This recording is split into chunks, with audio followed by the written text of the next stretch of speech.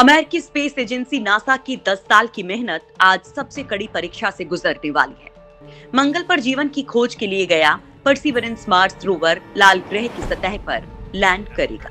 इसे पिछले साल धरती पर कोरोना वायरस की महामारी के बीच जुलाई में लॉन्च किया गया था और ये देर रात 2 से 3 बजे के बीच मार्स की सबसे खतरनाक सतह जजीरो क्रेटर पर लैंडिंग करेगा। इस सतह पर कभी पानी हुआ करता था। नासा ने दावा किया है कि अब तक के इतिहास में रोवर की मार्स पर सबसे सटीक लैंडिंग होगी। ये मिशन अब तक का सबसे एडवांस रोबोटिक एक्सप्लोरर है। 29.25 करोड़ मील की दूरी तय करके मंगल पर पहुंचने वाला परसिवरेंस मार्स रोवर वहां जीवन के निशान खोजेगा और दुनिया भर के लोग इस पल के गवाह बन सकते हैं। परसिवरेंस रोवर लाल ग्रह से चट्टानों के नमूने भी लेकर आएगा।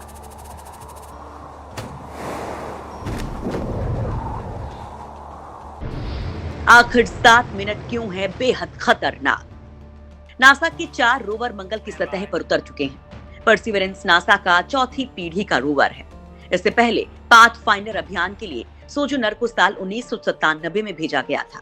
इसके बाद 2004 में स्पिरिट और अपॉर्चुनिटी को भेजा गया।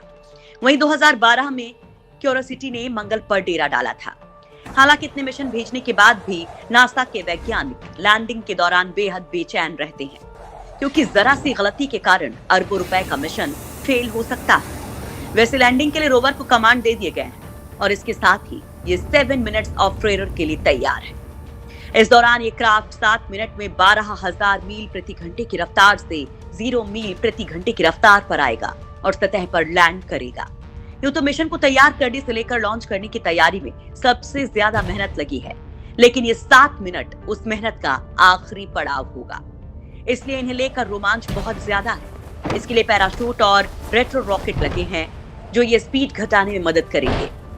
नासा की टीम मार्स रिकॉन्सेंस ऑर्बिटर की मदद से ये चेक करेगी कि रोवर की लैंडिंग सुरक्षित रही या नहीं। रोवर 2 साल तक जजीरो क्रेटर को एक्सप्लोर करेगा। रोवर में यूं तो कमांड सेट हैं, लेकिन धरती की टीम उससे मंगल पर चलने, चट्टानों पर लेजर मारने या सैंपल कलेक्ट करने से पहले गाइड करेगी। जजीरो क्रेटर मंगल की प्राचीन झील का तल माना जाता है। वैज्ञानिकों को उम्मीद है कि अगर मंगल पर कभी जीवन था तो उसके संकेत यहाँ जीवाश्मों में मिल जाएंगे। लैंडिंग के दौरान नासा कैसे करेगा कंट्रोल?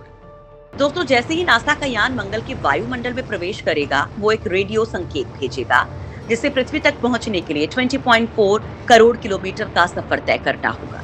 जब तक ये संकेत लॉस एंजलिस के पास नासा के JPL तक पहुंचेगा, तब तक मंगल पर परसिवरेंस की लैंडिंग हो चुकी होगी। मंगल की वायुमंडल में प्रवेश करने के बाद परसिवरेंस को केवल 7 मिनट ही जजीरो क्रेटर को छूने में लगेंगे। मंगल से पृथ्वी तक एक संकेत आने में 11 मिनट लगते हैं। यानी जैसे ही नासा के वैज्ञानिकों को यान के मंगल वायुमंडल में प्रवेश का संकेत मिलेगा, तब तक रोवर मंगल की जमीन छू चुका होगा और ऐसा सकुशल हो चुके होने के लिए वैज्ञानिकों को अगले संकेतों का इंतजार करना होगा। नासा के वैज्ञानिकों ने इस समय को खौफ के 7 मिनट कहा है। नासा के रोवर परसिवरेंस की मंगल के वायुमंडल में एंट्री करवाने की जिम्मेदारी इस रोवर पर लगे Mars entry descent and landing instrumentation 2 यानी मेडली 2 पर है। मेडली 2 में 3 तरह के सेंसर्स हैं जो इस दौरान तापमान और दबाव की जानकारी रखेंगे और ये प्रक्रिया पैराशूट खोलने के दौरान और उसके बाद भी जारी रहेगी। इस पूरी प्रक्रिया के लिए 28 सेंसर्स को खास सिलसिले में लगाया गया है। परसिवरेंस मेडली 2 को वायुमंडल में प्रवेश के 5 घंटे पहले ऊर्जा लेकर काम शुरू कर देगा, जिससे सिस्टम को गर्म होने का पर्याप्त समय मिल सके। इस दौरान इसके सेंसर से हर 45 सेकंड में आंकड़े जमा किए जाएंगे और वायुमंडल में प्रवेश के 10 मिनट पहले ही मार्स 2020 यान लगातार मेडली 2 के आंकड़े जमा करना शुरू कर देगा। आंकड़े बताएंगे कि रोवर के प्रवेश के दौरान जैसे ही वो मंगल की वायुमंडल से गुजरेगा, मेडली 2 लगातार आंकड़े जमा करता रहेगा। इस दौरान 1200 से 1300 डिग्री सेल्सियस तक तापमान पहुंच जाएगा और दबाव भी उच्चतम होगा। अंतिम 100 सेकंड में यान सुपरसोनिक उड़ान की दौर में होगा, जहां से हवा की गति, दिशा और अन्य आंकड़े भी जमा किए जाएंगे। नासा के वैज्ञानिकों के मुताबिक ये सबसे खतरनाक हिस्सा होगा।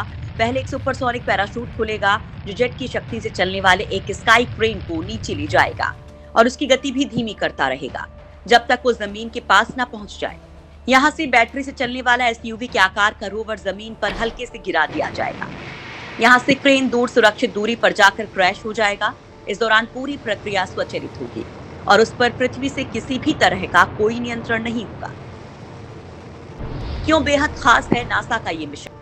नासा के इस रोवर में 23 कैमरे लगे हैं जो वीडियो और आवाजें रिकॉर्ड करेंगे। इसके लिए ये 2 माइक्रोफोन से भी लैस है। रोवर के साथ दूसरे ग्रह पर जाने वाला ये पहला हेलीकॉप्टर इंजीन्यूटी भी है। परसिवरेंस रोवर 1000 किलोग्राम वजनी है। ये परमाणु ऊर्जा से चलेगा।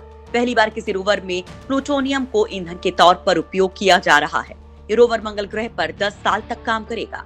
इसमें 7 फीट का रोबोटिक आर्म, 23 कैमरे और एक ड्रिल मशीन है। वहीं हेलीकॉप्टर का वजन 2 किलोग्राम है। परसिवरेंस, मार्स रोवर और इंजीन्यूटी हेलीकॉप्टर मंगल ग्रह पर कार्बन डाइऑक्साइड से ऑक्सीजन बनाने का काम करेंगे। ये जमीन के नीचे जीवन संकेतों के अलावा पानी की खोज और उनसे संबंधित जांच भी करेगा। इसका मार्स एनवायरमेंटल डायनेमिक्स एनालाइजर मंगल ग्रह के मौसम और जलवायु का अध्ययन करेगा।